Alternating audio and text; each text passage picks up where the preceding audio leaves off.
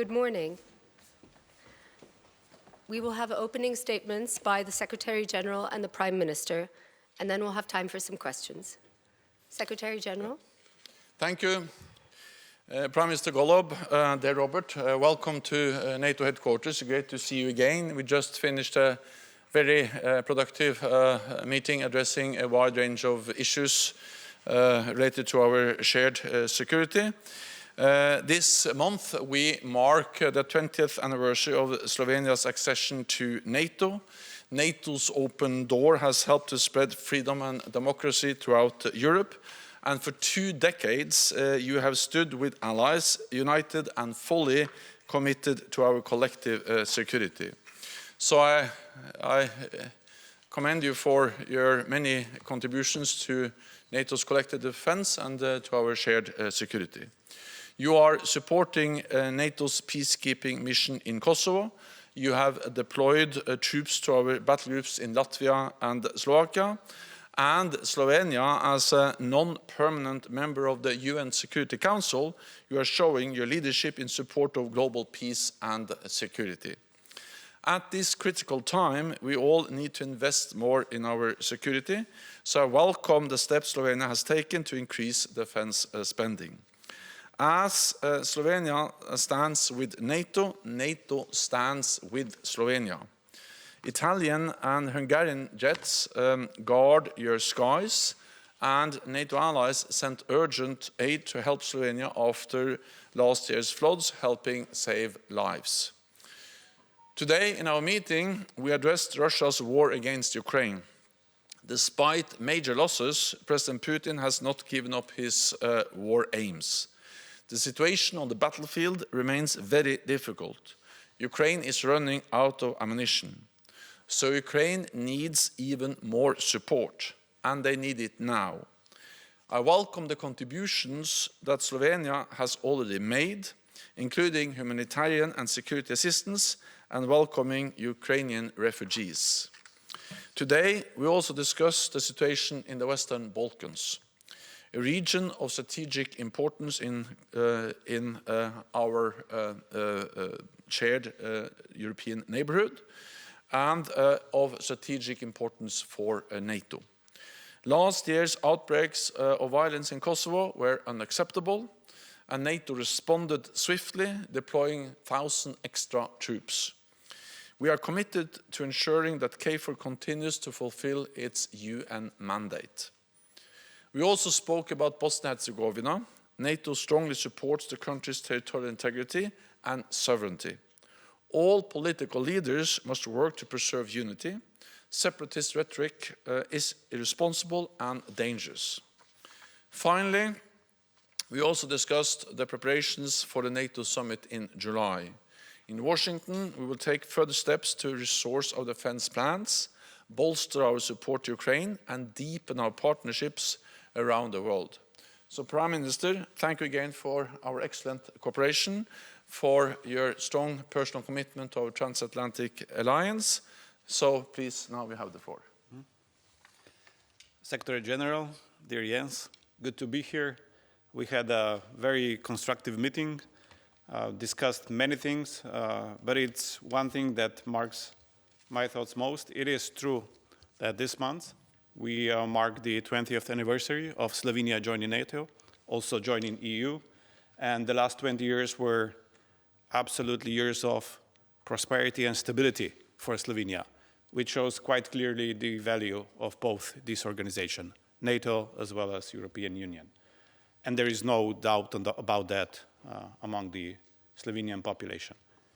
In the view of upcoming Washington summit, one thing which comes to my mind is that the global situation becomes more and more interlinked.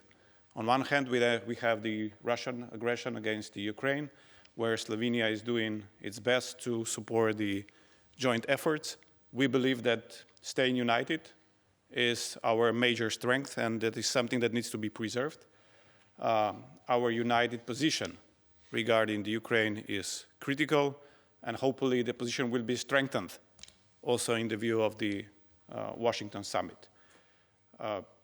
In this regard, Slovenia made some concrete contributions, also in deliveries of military aid to Ukraine directly, but also indirectly by joining the allies like within the Czech initiative for providing more ammunition to the Ukrainians. On the other hand, there are other areas, as mentioned, the Asia-Pacific, which is also linked to the situation in Ukraine, but even more so, I believe, the situation and our response to the Gaza situation, which I mentioned briefly to the Secretary General, where we should put more pressure on both sides to immediately stop the fighting, to come to a ceasefire, because the global South is not viewing our efforts regarding Gaza most favorably. Unless we do more to prevent the atrocities on the ground, we will be losing the narrative. And more talks about the double standards are emerging, and that is something that we need to address urgently. Similarly, when it comes to Western Balkans, Slovenia is absolutely and vitally interested in preserving the stability of the region, not just because of the vicinity, but because that's the underbelly of Europe, if you want to call it that way, where we can see in the last years, we can see that instability is increasing. In that regard, we expressed our interest to provide more troops in KFOR as well, to send more personnel to Kosovo in order to help NATO, but also mostly in order to help the local authorities to preserve peace. We believe that the summit in Washington can be a major success, but the one main requirement is that we remain united. And today we have also a meeting at the European Council where hopefully a major step forward regarding Bosnia as one of the focal points in the Western Balkans is going to be made, and Bosnia is granted a formal date for the accession negotiations. And that would absolutely be a step in the right direction, and it would help to preserve also the stability of the region immensely. Again, dear Jens, good to be here. I'm pretty sure we will continue our discussions also in the future in the same positive and constructive manner. And Slovenia is going to do its part when it comes to burden sharing, but also when it comes to being part of united NATO in the future. Thank you.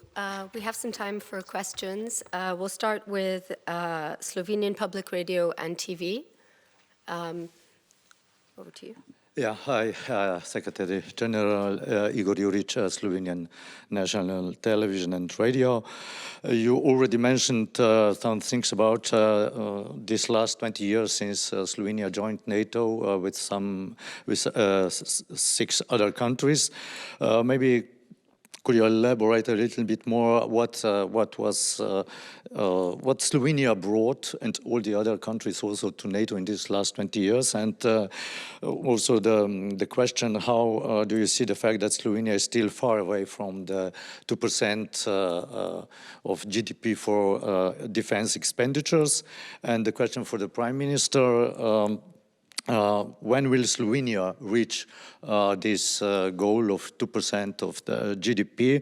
And maybe the last question for you also, Prime Minister, why it took so much time for you, or actually 2 years, to come to visit NATO for the first time during your mandate? Slovenia has been highly valued and important NATO ally now for 2 decades, and we continue to appreciate very much the contributions that Slovenia is making to our collective defense, to our shared security. The fact that Slovenia contributes to NATO's battle groups, both in Slovakia and in Latvia, demonstrates that Slovenia is not only an ally that addresses the challenges in the immediate neighborhood, but also look at the broader picture. Then it is, of course, important what Slovenia has done and continues to do related to how to ensure stability in the Western Balkans. both in Bosnia-Herzegovina, but also in Kosovo. And Slovenia has for many years contributed forces to our peacekeeping mission in Kosovo. And I welcome the announcement from Prime Minister Golob to be ready to further increase the Slovenian contributions to our KFOR mission. These are important examples of how Slovenia is actually making a difference.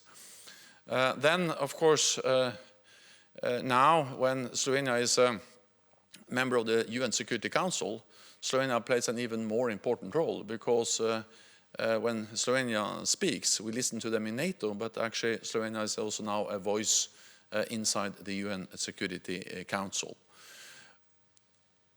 I also believe that Slovenia has played an important role just by demonstrating back then, 20 years ago, that NATO's door is open. It was not obvious after the end of the Cold War that NATO was going to enlarge. But when the Cold War ended back in the beginning of the 1990s, we were 16 members of the alliance. Today, with Slovenia and many others, we are 32, twice that many. And Slovenia has been part of this big success story of NATO enlargement, enlargement of NATO, enlargement of the European Union, demonstrating that we actually are able to work together. It has helped to spread democracy and stability and freedom across Europe, and Slovenia has been an important part of that big development. So we are extremely grateful to have Slovenia as a staunch ally. I appreciate to work with Prime Minister Golob, and maybe this is his first time at NATO headquarters, but we have met several times at different occasions, and we have met at the NATO summits, so it's not the first time we both participate together in NATO meetings, but the first time here at the NATO headquarters. Then just briefly, I've been Prime Minister for 10 years. I understand that it's hard to find more money for defense because there are so many other demands on education, on infrastructure, on health, and many other things. But allies reduced defense spending when tensions went down after the end of the Cold War. Then we have to be able to increase defense spending when tensions are going up, as they are now with a full-fledged war in Europe. And I welcome the fact that Slovenia has started to increase defense spending, and I welcome also the commitment to be at 2%. So, of course, the sooner the better, but we welcome increase and we welcome the commitment. At the moment, our commitment to get to 2% is planned for the 20 and 30. That may change in the future, but that's what it is at the moment. But the fact is that in the last 3 years, we increased by 70% our investment in military equipment. And I think that really shows our total readiness to fulfill our commitments. Because it's not just about spending more money, it's about where do we spend it for, and we do invest in military equipment. And all of that is, of course, in the line of capability building within our NATO commitments as well. Regarding our meetings, as Secretary General already said, there were many occasions before, so coming here, it's symbolic in a way, but nevertheless, it's just one of the meetings that we've had in the past. And I'm pretty sure that not the most important, but it's the most visible. Yes. Thank you. We'll go over to Peter from Delo, if that's okay, Slovenian National Daily Newspaper. Yes, hi, thank you. Peter Žavić, Slovenian Daily Newspaper. Secretary General, Mr. Prime Minister, the NATO annual report last week has shown that the public support for the alliance in Slovenia is very low. Besides the Montenegro, that is a special case, is the lowest. Where do you see a reason for this? And also public support for defense spending is also very low, among the lowest. Don't you think that such a situation in the public could hinder planned defense spending in Slovenia? Was that to me or to him? Or to, yeah. Okay. Well, also, I don't have the numbers in front of me in the annual report, but of course it varies, the support for NATO. But in all allies, including in Slovenia, There is a big majority for NATO. There is a big majority for increased defense spending. And especially if you take into account that the way we present the numbers there, it's support for NATO, then it's the undecided, and then those who are against. And if you just compare those who are in favor against those who are against, there's a majority, a clear majority also in Slovenia. Of course, I would like to see it even greater. That's obvious.